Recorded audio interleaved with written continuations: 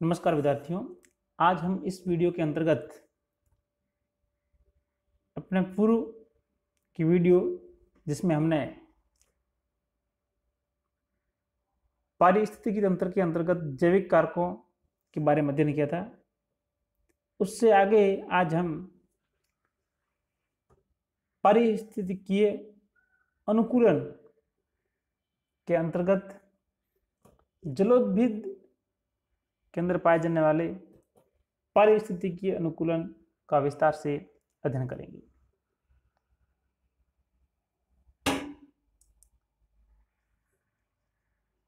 हम सभी जानते हैं कि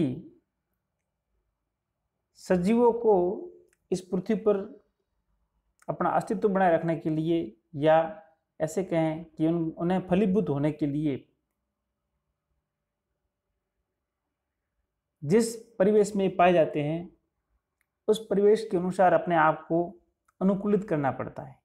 यानी उनके अंदर कुछ ऐसी विशेषताएं या लक्षण पाए जाते हैं जो कि उन्हें उस पर्यावरण में रहने के लिए अनुकूलित बनाते हैं, जिसके फलस्वरूप वो उस पर्यावरण के साथ में संतुलन बनाते हुए आसानी से अपना जीवन व्यतीत कर सके। और कोई भी सजीव, भले वो जंतु हो भले पेड़ पौधे हो, अगर वह अपने आसपास के परिवेश के साथ में, पर्यावरण के साथ में तालमेल अर्थात संतुलन नहीं बिठा पाते हैं तो इस प्रकार की जंतु जातियां और पादप प्रजातियां लंबे समय तक अपना अस्तित्व बनाए रखने में सक्षम नहीं हो पाती है। अतः इस प्रकृति के अंदर प्रत्येक जीव को अपना अस्तित्व बनाए रखने के लिए वातावरण के साथ में अपने आप को सामंजस्यित या ऐसे कहें कि अनुकूलित करना पड़ता है। और इस अनुकूलित करने के लिए उसको है जो विभिन्न प्रकार के अनुकूलन लक्षण है जो विकसित करने पड़ते हैं ताकि वह जीव उस पर्यावरण में सफलतापूर्वक जीवन यापन कर सके। अब हम इस वीडियो के अंतर्गत जलोद्भिद पौधों के बारे में पढ़ेंगे कि उनके अंदर किस प्रकार के पारिस्थितिकीय अनुकूलन पाए जाते हैं जो उन्हें जलीय वातावरण में रहने के अनुकूलित बनाते हैं। जलोद्भिद हम सभी जानते हैं नहीं, ऐसे पौधे जो जलीय आवास में अर्थात जल बाहुल्य अर्थात जहाँ पर जल का उन्हें अभाव नहीं देखना पड़ते हैं, तो ऐसे आवासों में पाए जाने वाले पौधों को हम जलोद्भिद पौधे कहते हैं। जलोद्भिद पौधों का जो वर्गीकरण है उसके वो है जो वार्मिंग के अनुसार हम यहाँ पर जलोद्भिद पौधों का वर्गीकरण पढ़ रहे हैं। वार्मिंग ने पौधों की अंदर जल की आवश्यकता एवं उनकी जल की उपलब्धता के आधार पर पौधों को है जो 3 श्रेणियों में बांटा था। जलोद्भिद,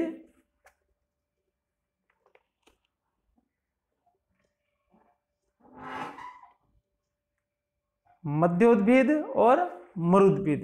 जलोद्भिद यानी ऐसे पौधे जो जल की बहुल्य या बहुलता वाले स्थानों पर पाए जाते हैं। मध्योद्भिद यानी ऐसे पौधे जो उन आवासों में उगते हैं जहां पर जल की सामान्य मात्रा उपलब्ध होती है, लेकिन ये आवास अत्यधिक शुष्क भी नहीं होते हैं और न ही वहां पर है जो अधिक जल की बहुलता होती है, यानी पर्याप्त मात्रा में जल पौधों के लिए उपलब्ध रहता है। मरुद्भिद ये ऐसे स्थान है जो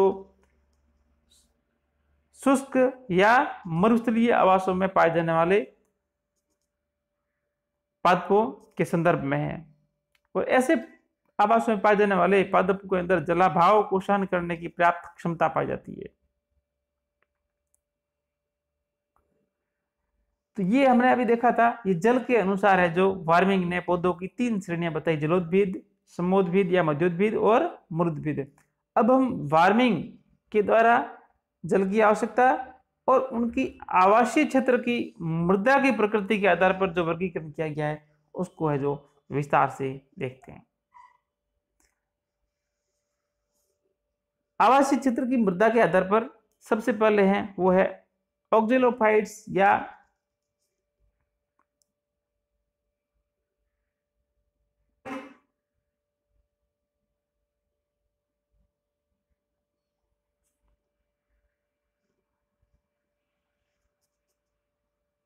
ऑक्जेलोफाइट्स यानी लवणीय मृदा में उगने वाले पौधे। ये पौधे निम्न पीएच या अम्लीय मृदा में उगते हैं। उदाहरण के रूप में हम देखें तो रुमेक्स वगैरह आदि। नेक्स्ट वो है लवणोद्भिद पौधे होते हैं कुछ जो कि लवणीय मृदा में उगते हैं, जैसे सालसोला, स्वेडा, हेलोजाइलोन आदि। इसके अलावा बालुकोद्भिद, ये पौधे जो बलुई मृदा में पाए जाते हैं। लिथोफाइट्स जो कि चट्टानों में पाए जाते हैं। शीतोद्भिद जो ठंडे प्रदेशों में पाए जाते हैं। इसके अलावा विद्रोद्भिद जो चट्टानों की दरारों में पाए जाते हैं। चिरसोफाइट्स जो कि वेस्टलैंड एरिया में पाए जाते हैं। इस प्रकार से उन्होंने है जो पौधों की विभिन्न श्रेणियां उनकी आवासीय क्षेत्र की मृदा के आधार पर बताई थी। यहाँ पर हम इस वीडियो के अंतर्गत जलोद्भिद पौधों का केवल वर्गीकरण देख रहे हैं। जलोद्भिद पौधे का वर्गीकरण जल में पाए जाने वाले पौधों की प्रकृति और उनके पादप शरीर की स्थिति के आधार पर है जो किया गया है। जलोद्भिद पौधों के अंतर्गत वर्गीकरण देखते हैं। सबसे पहले हम देखते हैं निमग्न जलोद्भिद, यानी निमग्न जलोद्भिद यानी ऐसे जलोद्भिद जो कि डूबे हुए रहते हैं जल के अंदर। अगर डूबे हुए पाए जाते हैं तो उसके अंदर भी फिर है जो पहला है स्थिर निमग्न जलोद्भिद, यानी डूबे हुए हैं लेकिन वो जलीय आवास यानी जो भी जलाशय वगैरह है उसके तलहटी में उनका है जो जलों के द्वारा है जो वो संबंध बना रहता है, यानी स्थिर होते हैं लेकिन जल के अंदर डूबे हुए होते हैं। और इन पौधों का तना लंबा, कोमल व बेलनाकार होता है तथा कुछ में तना घनकंद के समान भी देखने को मिलता है। उदाहरण के रूप में हम देखें तो हाइड्रिला, वेलिस्नेरिया आदि है जो स्थिर निमग्न जलोद्भिद की श्रेणी के अंतर्गत आते हैं। नेक्स्ट निमग्न जलोद्भिद पौधों के अंतर्गत है वो स्वतंत्र निमग्न जलोद्भिद, यानी ये जो जलोद्भिद पौधे हैं वो निमग्न तो है लेकिन कैसे है, स्वतंत्र, अर्थात जल के अंदर डूबे हुए रहते हैं और स्वतंत्र होते हैं, एक स्थान से दूसरे स्थान पर जलाशय के अंदर ये विचरण करते रहते हैं। अर्थात इन पौधों के अंदर इनकी जड़ें होती है वो जलाशय की तलहटी में लगी हुई नहीं होती है, अतः ये जलधाराओं के साथ में आराम से इधर जलाशय के अंदर गतिशील बने रहते हैं। एग्जाम्पल के रूप में हम देखें स्वतंत्र निमग्न जलोद्भिद के अंतर्गत यूट्रिकुलेरिया, सिरेटोफाइलम है ना आदि है जो प्रमुख स्वतंत्र निमग्न जलोद्भिद प्रजातियां हैं। जलोद्भिद पौधों के वर्गीकरण के अंतर्गत जो दूसरी कैटेगरी है वो है प्लावी जलोद्भिद। जैसा कि नाम से विदित है तो प्लावी मतलब तैरने वाले, है ना, ऐसे जलीय पौधे जो कि जलाशय के ऊपर है जो तैरते रहते हैं। तैरने वाले पौधे भी पुनः दो प्रकार के, पहला है स्वतंत्र प्लावी जलोद्भिद, यानी ये ऐसे तैरने वाले पौधे हैं जो स्वतंत्र रूप से जलाशय की सतह पर तैरते रहते हैं, यानी इनका जलाशय की तलहटी से कोई संबंध नहीं होता, यानी इनके अंदर कोई रूट्स वगैरह तलहटी तक नहीं होती है। तो स्वतंत्र प्लावी जो जलोद्भिद है ये पौधे जल की सतह पर मुक्त रूप से तैरते हुए पाए जाते हैं और इनकी जड़ें है जो, क्योंकि इनकी जड़ें है जो जलाशय की तलहटी या कीचड़ में स्थिर नहीं होती है। उदाहरण के रूप में हम देखें तो azolla, Salvinia, Lemna, Wolffia, pistia, है ना, आदि सभी है जो स्वतंत्र प्लावी जलोद्भिद प्रकार के पौधे हैं। दूसरी जो प्लावी जलोद्भिद पौधों की श्रेणी है वो है स्थिर प्लावी जलोद्भिद, यानी तैरते रहते हैं लेकिन वो नीचे से जलाशय की तलहटी में, कीचड़ में जड़ों के द्वारा है जो जुड़े हुए होते हैं। इस प्रकार के जो पौधे होते हैं वो मुक्त रूप से तैरते हुए न होकर एक स्थान पर स्थिर या प्लावी अवस्था में पाए जाते हैं। ऐसे नहीं कि पूरे जलाशय में इधर घूमते हैं, ठीक है ना, थोड़ा बहुत अपने आसपास स्थिति से इधर उधर विचरण कर लेते हैं, लेकिन ये जलाशय की सतह पर तैरते हुए पाए जाते हैं, क्योंकि नीचे से इनका संबंध है जो जड़ों के द्वारा जलाशय की तलहट या कीचड़ से होता है। इस प्रकार के पौधे जो होते हैं उनके अंतर्गत मुख्यतः आपके निलंबो, निम्फिया, वाटर लिली, ट्रापा आदि है जो आते हैं। तीसरी जो कैटेगरी है जलोद्भिद पौधों की वो है जल स्थलीय या उभयचरी जलोद्भिद। यानी इन पौधों के अंदर जल और स्थल दोनों के लक्षण पाए जाते हैं, इसलिए इसे उभयचरी जलोद्भिद कहते हैं। तो इन पौधों का क्या कुछ हिस्सा होता है वो जल में डूबा हुआ होता है और अधिकांश जो इनका भाग होता है वो वायुवीय होता है। इस प्रकार से कीचड़ युक्त दलदली आवासों के पादप है जो हम इस श्रेणी के अंतर्गत देख सकते हैं। इसके अलावा जो भी जलाशय वगैरह है उसके आसपास किनारों पर उगने वाले पौधों में भी ये जो स्तरीय पौधों के अधिकांश लक्षण देखने को मिलते हैं। उभयचरी पौधों का जो जीवन चक्र होता है वो ऐसे कह सकते हैं कि आंशिक रूप से समोद्भिद एवं आंशिक रूप से जलोद्भिद के समान होता है। इस कैटेगरी यानी उभयचरी जो जलोद्भिद पौधे हैं उसके अंतर्गत हमें रेनोनुक्लस, मार्सिलिया, टाइफा, साइप्रस, जंकस इत्यादि देखने को मिलते हैं। अब है जलोद्भिद के अंदर पाए जाने वाले अनुकूलन।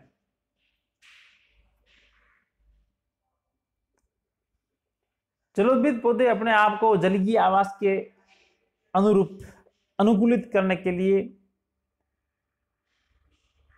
अलग अलग प्रकार के अनुकूलन विकसित करते हैं, जिसके अंतर्गत हम सबसे पहले आकारिकीय अनुकूलन देखते हैं। आकारिकीय अनुकूलन से हमारे पास तात्पर्य है कि जलोद्भिद जो पौधे हैं, जलीय पौधे, उनके शरीर के विभिन्न भागों यानी प्लांट पार्ट्स के अंदर किस प्रकार के है जो मॉर्फोलॉजिकल चेंजेस देखने को मिलते हैं, जिसके फलस्वरूप वो जलीय आवास में अपने आप को है ना अडेप्टेड कर लेते हैं।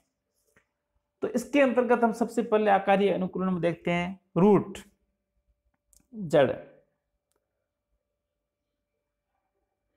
तो पौधों की जो जड़ें होती है उसका जो मुख्य कार्य है वो है मृदा में उपस्थित जल एवं खनिज लवणों का अवशोषण करना होता है। लेकिन पौधे जब जलीय आवास में पाए जाते हैं तो अपने परिवेश में चारों ओर से है जो जल का अवशोषण कर सकते हैं, क्योंकि उनकी बॉडी के चारों तरफ है जो जल पाया जाता है। इसलिए इन पौधों के अंदर सामान्यतः अल्प विकसित मूल तंत्र देखने को मिलता है। और कुछ ऐसे भी पौधे होते हैं जिनके अंदर जड़ें पूर्णतया अनुपस्थित होती है, ठीक है ना। अब हम देखें तो अधिकांश जलीय पौधों में जड़ें है जो अधिक लंबी न होकर छोटी होती है, क्योंकि उनको है जो जल की पर्याप्त मात्रा है जो मिल जाती है, क्योंकि वो पूर्ण रूप से जलीय आवास में पाए जाते हैं। तथा इसके साथ ही वो जड़ें है जो रेशेदार, अपस्थानिक एवं अशाखित होती है। यानी हम कह सकते हैं कि इन पौधों के लिए जड़ों की अधिक उपयोगिता नहीं होने के कारण इनके अंदर मूल तंत्र अल्प विकसित होता है। कई पौधे जैसे हम देखते हैं साल्विनिया में जड़ें अनुपस्थित होती है और इसकी एक पर्ण ही अत्यधिक शाखित होती है एवं वो मूल का कार्य करती है। लेमना के अंदर हम देखें तो केवल एक ही जड़ पाई जाती है जो केवल है जो पादप शरीर का संतुलन बनाए रखने का कार्य करती है जल के अंदर। कुछ जलीय जो पौधे होते हैं उनकी जड़ों में रूट कैप के स्थान पर विशेष प्रकार की मूल कोटरिकाएं पाई जाती है, जो हमें पिस्टिया, आइकोर्निया, ट्रापा आदि के अंदर देखने को मिलती है। मूल गोप के समान ही ये भी एक विशेष प्रकार की संरचना है जो कि मूल के अग्र भाग की सुरक्षा करती है। जिस प्रकार से रूट कैप, रूट के एपिकल पोर्शन जिसके अंदर मेरिस्टेम वगैरह होते हैं इत्यादि की सुरक्षा करती है, उसी तरह से मूल कोशिकाएं भी रूट के एपिकल पोर्शन की सुरक्षा करती है। मूल रोम अनुपस्थित, हम सभी जानते हैं कि मूल रोमों का कार्य होता है मृदा से जल का अवशोषण करना, लेकिन जब पौधे जलीय आवास में पाए जाते हैं तो इन पौधों के अंतर्गत मूल रोमों की उपयोगिता इतनी अधिक नहीं रहती है, इसलिए सामान्यतः इन पौधों के अंदर मूल रोम अनुपस्थित होते हैं और इन पौधों में जल का अवशोषण मूलों के द्वारा किया जाता है। शोषण मूल, कुछ पौधे जैसे जूसिया रेपेंस आदि ऐसे पौधे जिनके अंदर दो प्रकार की जड़ें पाई जाती है। एक तो है सामान्य प्रकार की जड़ें,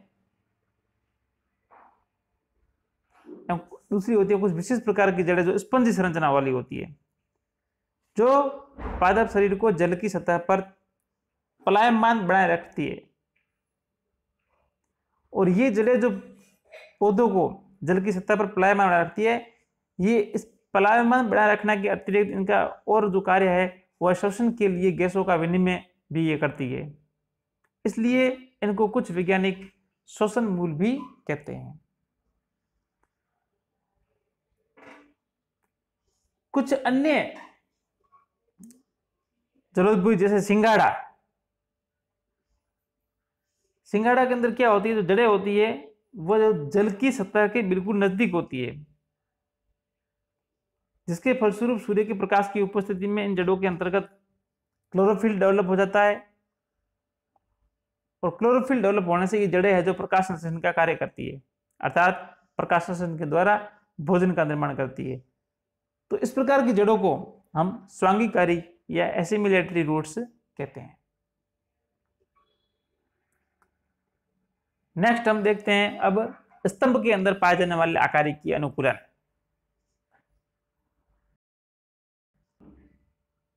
स्तंभ के अंदर में आकारिकीय अनुकूलन की बात करते हैं तो अधिकांश जलीय पौधों के अंदर जो तना होता है कोमल, पतले, लचीले एवं कमजोर होते हैं, क्योंकि जल में गहराई बढ़ने के साथ साथ प्रकाश की तीव्रता में कमी होती है और इसी वजह से कई बार तने हैं जो हमें पांडुरित दिखाई देते हैं, यानी जिसके अंदर है जो पीलापन प्रकट हो जाता है। तना है जो स्पंजी व प्रत्यास्थ प्रकृति का होता है। तना प्रकंद या भूविस्तारी में रूपांतरित हो जाता है। उदाहरण के रूप में हम देखें तो जो कमल वगैरह होता है उनके अंदर तना है जो इस प्रकार से प्रकंद के रूप में रूपांतरित हो जाता है।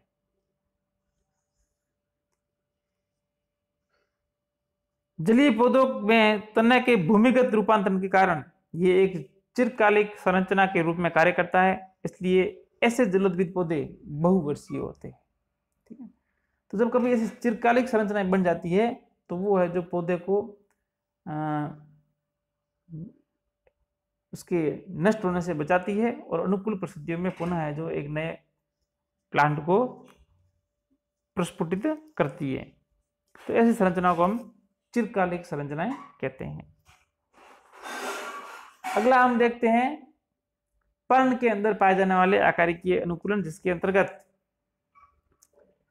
सबसे पहले हम देखते हैं कि जल निमग्न जो पौधे होते हैं, यानी वो जल के अंदर डूबे रहते हैं, तो ऐसे पौधों को जल के अंदर चलने वाली जलधाराओं का सामना करना पड़ता है, जलधाराओं का प्रतिरोध सहन करना पड़ता है, जिसके फलस्वरूप इन पौधों की पत्तियां कटी फटी, पतली और रेखाकार होती है, ताकि इनको जो जलधाराओं का कम से कम प्रतिरोध सहन करना पड़े।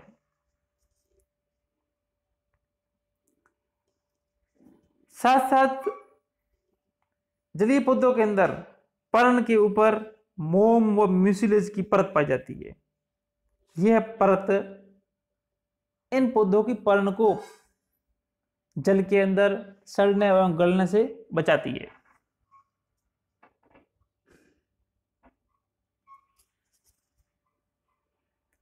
पर्णवृंत, लचीला एवं लंबा, ये भी है जो जलीय पौधों के अंदर अनुकूलन पाया जाता है। जैसे हम बात करें तो स्थिर प्लावी जलीय पौधे होते हैं जो जड़ों के द्वारा जलाशय की तलहटी जुड़े रहते हैं, लेकिन वो उनका वायवीय भाग ऊपर जलाशय की सतह पर होता है और ऊपर तैरता हुआ दिखाई देता है, लेकिन नीचे से इनका जलाशय की तलहटी में जड़ों द्वारा संबंध होता है। इन पौधों के अंदर इनका जो पर्णवृंत है वो बहुत लंबा और लचीला होता है और इसके परिणाम स्वरूप जलाशय के जल स्तर के बढ़ जाने पर भी ये पत्तियां जल की सतह पर तैरती रहती है, जैसा कि हम निलंबो और निम्फिया में देखते हैं। पर्णवृंत स्पंजी व पलायमान प्रकृति का होता है, जो कि हमें सिंघाड़ा एवं जलकुंभी के अंदर देखने को मिलता है। यानी पर्णवृंत स्पंजी और पलायमान, जो कि उस प्लांट को जल सतह के ऊपर प्लायमान बनाए रखने में हेल्प करता है।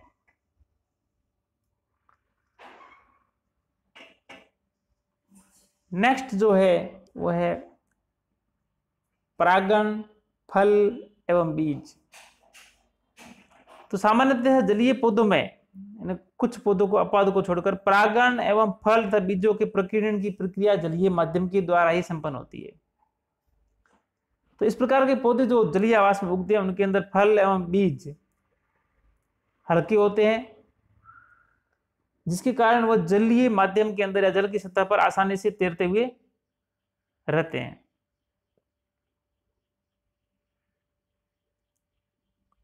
तो इन पौधों के अंदर जलीय आवास में पाए जाने पौधों के अंतर्गत जल परागण की प्रक्रिया पाई जाती है।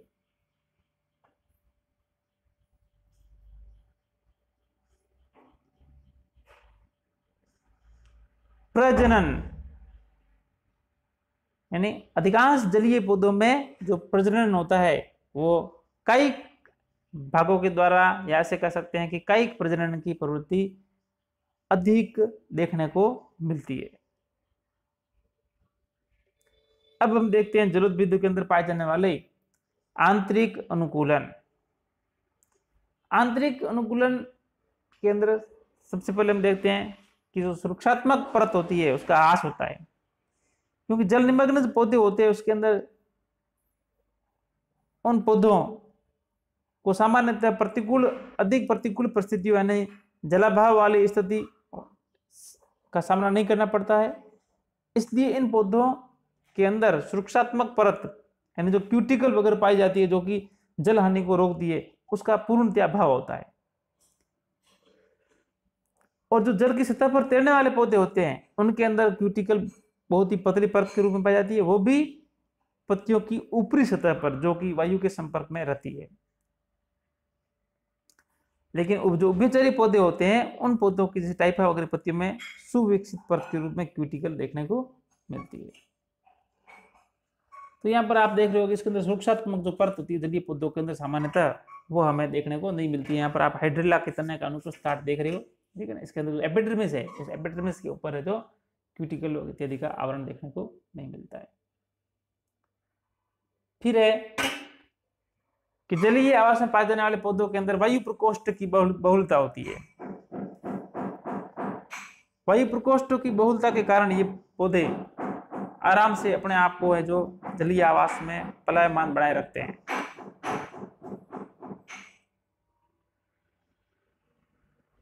यांत्रिक ऊतकों का ह्रास,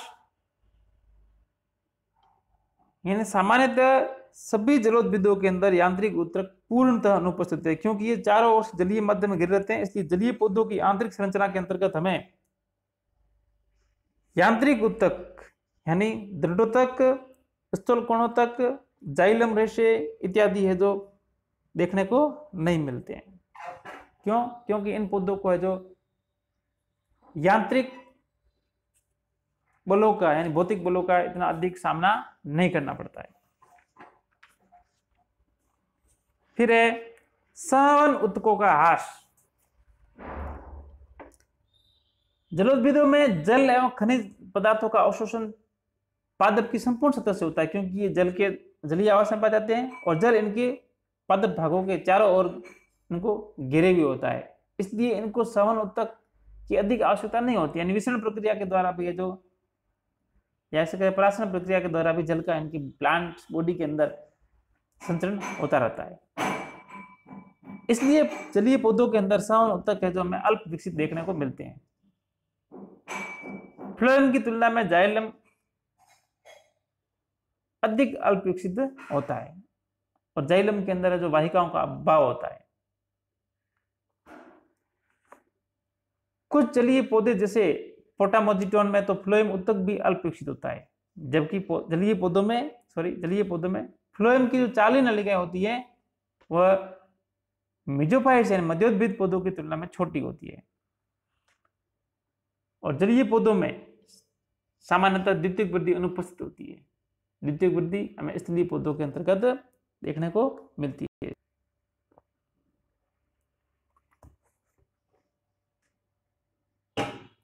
फिर है कार्यकीय अनुकूलन। जलोद्भिद पौधों को श्वसन एवं प्रकाश संश्लेषण के लिए वायु की सबसे अधिक आवश्यकता होती है। प्लावी एवं उभयचारी जलीय पौधों के जो पादप भाग होते हैं वो तो वायु के संपर्क में रहते हैं, लेकिन जल निमग्न पौधों को अपनी आवश्यकता हेतु जल में घुलनशील गैसों को है जो प्राप्त करना अनिवार्य होता है।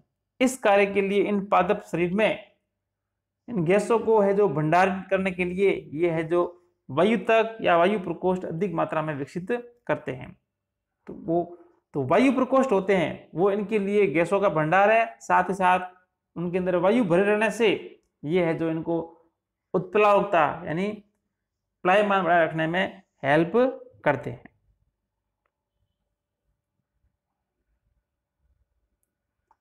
नेक्स्ट वीडियो के अंतर्गत हम मृद्भिद पौधों में पाए जाने वाले अनुकूलनों के बारे में अध्ययन करेंगे। थैंक्स।